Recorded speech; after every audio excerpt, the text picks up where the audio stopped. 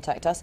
In other news this morning, Toys R Us, Carpetright, Jamie's Italian, just some of the high street names that have really been having a difficult start to 2018. Yeah, Ben's in Doncaster, and he's there because that is a town which has really been facing some of these challenges head on. And Ben, good morning to you. Yeah, morning, welcome to Doncaster.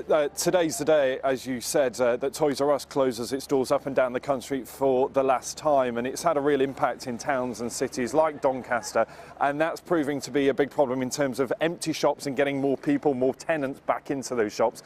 Well, let's talk about it some more. Three guests with me on the sofa down here in Doncaster this morning. Nice to see you all. Dan, let's start with you. You're at the Chamber of Commerce here in Doncaster. If we take a look around here, there's a lot of empty stores, aren't there? How do you get people back into town centres? Well, the story for Doncaster overall is reasonably good at the moment. We're seeing an unprecedented level of economic regeneration, but our town centre and our retailers, like everywhere else in the country, have significant challenges in front of them. So what we have in the local area is a good quality master plan that's driving change here. Some of that's in place already. French Gate Shopping Centre, Cast, which is a superb new theatre, but there's lots more to do to get a more blended economy here, more residential, more leisure, more activities, more culture, more education, because that will drive the footfall that our retailers need to thrive and grow. Yeah, and Natalie, that's the issue, isn't it? Natalie Berg, a retail analyst. I mean, there's too much retail space right now. We've got town centres full of empty shops. If you could just squeeze it all together, consolidate it a bit, you'd have a nicer town centre. Absolutely. We have an oversupply of retail space. We have retail space that's no longer fit for purpose because shoppers are behaving very differently today. They're going online, they're prioritising spend on experiences, entertainment, leisure, over buying more material goods. And that's having a profound impact on the high street.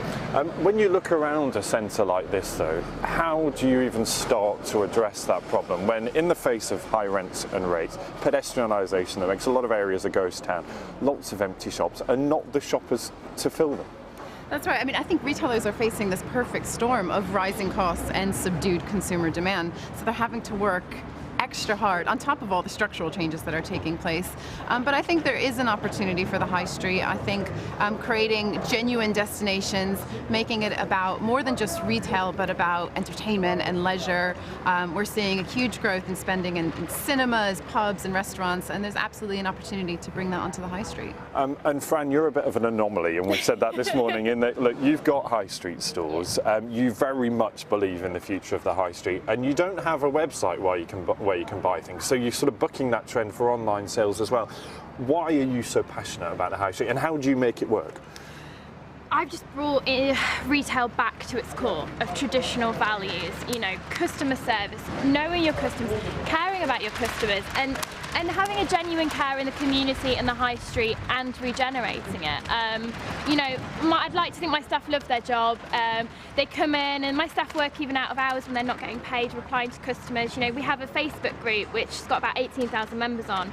And we post live videos all day. We'll show customers, you know, the texture, the fabrics, the cut of garments. Is it easy to do that because you're a small retailer? If you're sort of the scale of, you know, Marks and Spencer's or New Look or Toys R Us, I mean, it's much more difficult to do that, isn't it? No, I don't think so. I think that you know, shops need to look at their staff and say, right, you're actually an ambassador for this business. You know, I mean, opposite our store in Newark, we have Clinton's staff there, and they're posting, you know, that they've got Yankee candles on sale in store and trying to drive local traffic in. There is no reason that shops can't retrain their staff to then say, actually, can you become an ambassador for this store and represent this store and be passionate about what we have to offer?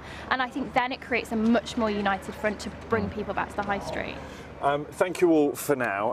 It's really good to know there is potential. There is a way of getting our high streets back up and running, but it's about a mix of different things, as you heard there. It's not just about filling them with shops, but it's also about making sure they're a place that we want to be, maybe a place to live, a place to eat, a place to have fun, not just a place to shop. So we'll talk more about that after 8.